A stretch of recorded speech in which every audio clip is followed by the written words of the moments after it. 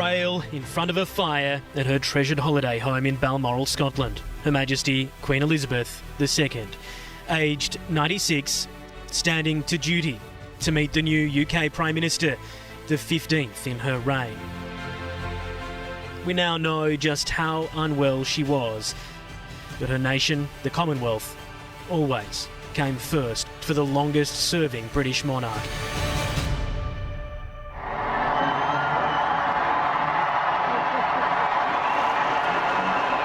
She celebrated 70 years on the throne, her Platinum Jubilee.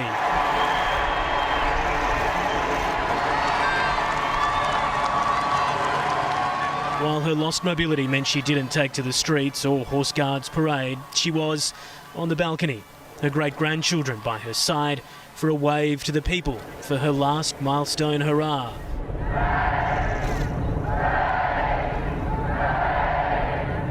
For the princess, who never expected to become queen.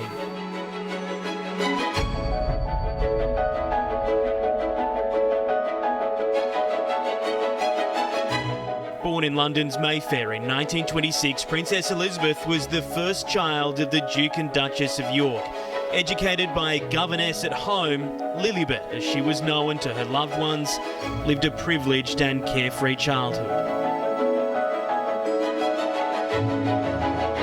But young Elizabeth's life and legacy were to change almost overnight when her uncle, King Edward VIII, abdicated to marry Wallis Simpson, an American divorcee.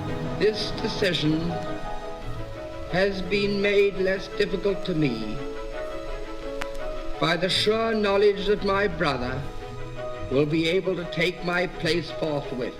Edward's divisive decision turned his brother's world on its head. Everything changed for the Queen from the moment that her uncle Edward abdicated. It changed everything. It changed her future life. It changed her father's life. A lot of people say it shortened her father's life as well. The coronation of the new King George took place in 1937, and from that day on, Elizabeth became a queen in training. I remember my father making me write down what I remembered about his coronation. It was very valuable. Just 2 years later, a young naval officer was tasked with entertaining Elizabeth and her sister at a military event. It was then, as legend goes, that the 13-year-old princess fell for Philip over a game of croquet. In 1939, Britain went to war. A teenage Elizabeth and her younger sister Margaret were moved to the safety of Windsor Castle, while her parents remained at Buckingham Palace. Aged 14, Elizabeth, the heir, made her first public speech, addressing thousands of evacuated children on BBC Radio, the first of many public orations. Her Royal Highness, Princess Elizabeth. I want, on behalf of all the children at home, to send you our love and best wishes to you and to your kind hosts as well. By 1944, aged 18, Elizabeth had joined the women's branch of the Territorial Army and began her training as a mechanic soon after. Her new role earned her the nickname Princess Auto Mechanic in the British press. When the war eventually ended, Elizabeth and Margaret slipped into the crowds unnoticed to join the celebrations, an anecdote that was turned into a blockbuster film many years later. We're going out incognito on the most extraordinary night of my life. 2 years after victory brought peace to Britain's shores, Elizabeth celebrated her 21st birthday.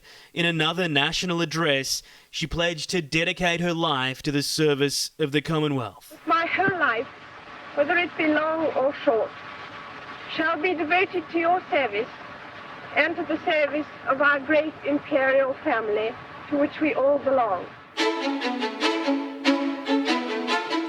Her coming of age complete when Elizabeth accepted the hand of an exiled Greek and Danish prince, the handsome sailor proposing more than a decade after the pair first met. Soon, the nation rejoiced at the announcement of Princess Elizabeth's engagement. I think a lot of people find it hard to believe that she never had another love. He was the man for her. Philip renounced his right to both European thrones in order to wed, and the Commonwealth celebrated the marriage of Princess Elizabeth. 1945, In challenging economic times, the wedding could not be seen as extravagant. Even the heir to the throne exchanged ration coupons for material for her wedding dress. Before long, the calls of the people were answered as onto the famous balcony came the bride and bridegroom. After marrying, the young couple moved to Malta, where Prince Philip was stationed with the Navy. At the Villa Guadiamanja, the princess joined the Duke. 2 blissful years of relative normality. Elizabeth described them as among the happiest of her life. Beaches and boat trips, dinners and dances. The guests of honour, the princess and the Duke. Soon their family grew. Prince Charles, born in 1948, and Princess Anne in 1950. The Queen was abroad when news reached her of her father's sudden death from lung cancer. The tragic news reached Princess Elizabeth and her husband while in Kenya. The grief and gravity of that moment reimagined in the series The Crown. This new Elizabethan age comes at a time when mankind stands uncertainly poised. Wait. On the edge of catastrophe. The 27-year-old began her transition from mother to monarch. Is Your Majesty willing to take the oath? I am willing. Her coronation was watched by 20 million people around the world, the biggest television event of the time. Just months later, the new Queen became the first and only reigning monarch to visit Australia. Riding at anchor, royal as a swan, is the Queen we have never seen. Welcomed by around 1 million onlookers as she sailed into Sydney Harbour on the royal barge.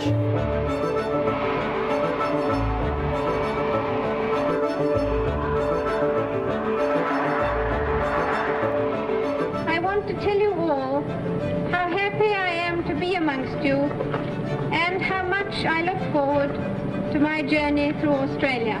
The Queen and Philip traversed the country from Townsville to Tasmania, 57 towns and cities in 58 days.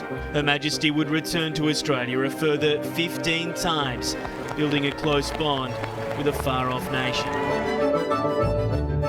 A decade after the birth of Princess Anne, Prince Andrew arrived, and 4 years later, Prince Edward. Well, I think the Queen herself would have admitted that, she was a very different mother to her first 2 children and her later 2 children. She had more confidence and more time when she was dealing with Andrew and Edward. A house full of Windsors, 4 children, and of course the family's 4-legged friends. The Queen was a lifelong devotee to her dogs. Her first corgi, Dookie, a gift from her father when she was a child. It's estimated she owned over 30 dogs in her lifetime, a lifelong passion for horses too. When a young man fired blanks at the royals during the annual trooping of the colour parade, Her Majesty's mastery in the saddle was unmistakable. Duke of Edinburgh, Colonel of the Grenadier Guards. Hello, some little disturbance. Burmese receiving a reassuring pat from Her Majesty the Queen. And she's a marvellous rider, so got a marvellous way with horses. Made of strong stuff, That stern poker face only occasionally slipped while watching her own horses crossing the finish line first. Her Majesty the Queen only presents 2 trophies during Royal Ascot, and look at the delight there, the sheer joy. 1992 was not so joyful. The royals were rocked by a terrible 12 months. 1992 is not a year on which I shall look back with undiluted pleasure. Newspaper scandals and the shock divorce proceedings of 3 of her children caused great public embarrassment for Her Majesty. A devastating fire at Windsor Castle destroyed more than 100 rooms. In the words of one of my more sympathetic correspondents, it has turned out to be an annus horribilis. Her popularity dipped further as the world mourned Princess Diana in 1997. She was an exceptional and gifted human being. In good times and bad, she never lost her capacity to smile and laugh, nor to inspire others with her warmth and kindness.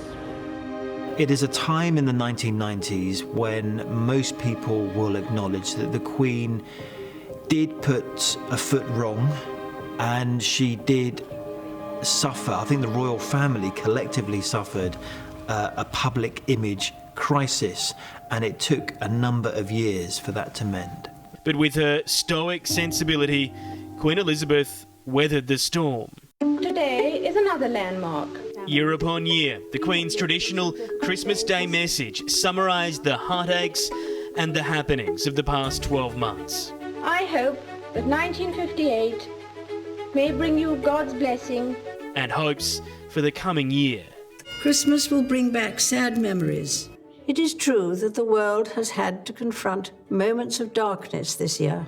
Christmas at Sandringham would have been a full house in recent years, with 8 grandchildren and 12 great-grandchildren. In recent times, Queen Elizabeth handed over extra responsibilities to the younger generations, who in turn brought some fun to the firm. Remember when you told us to bring it at the Invictus Games? Careful what you wish for. Oh, really? Please. Boom. But she knew how to have her own fun too, a rare cameo appearance livening up the 2012 Olympic opening ceremony.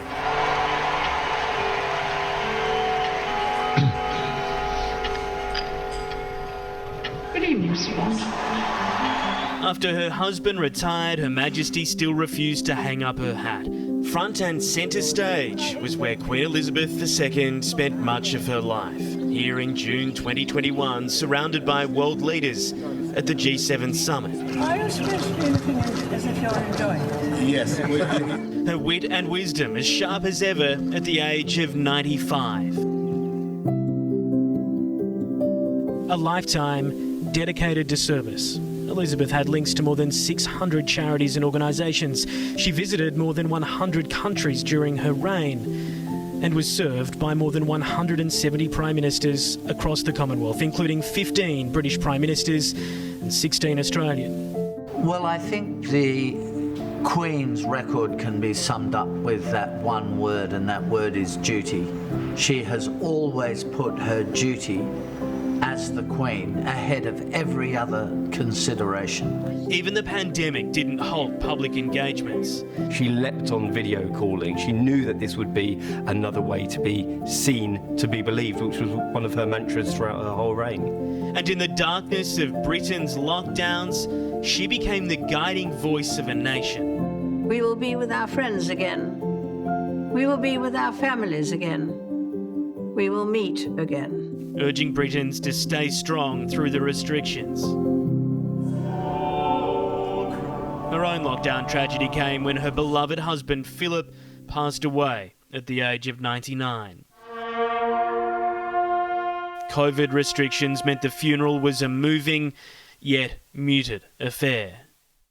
In the months that followed, I'm here. business as usual, but showing her age. A cane appearing in public, a trip cancelled on doctor's orders, and a rare overnight hospital stay, forcing Her Majesty to slow down and signalling a monarch nearing the end of her reign.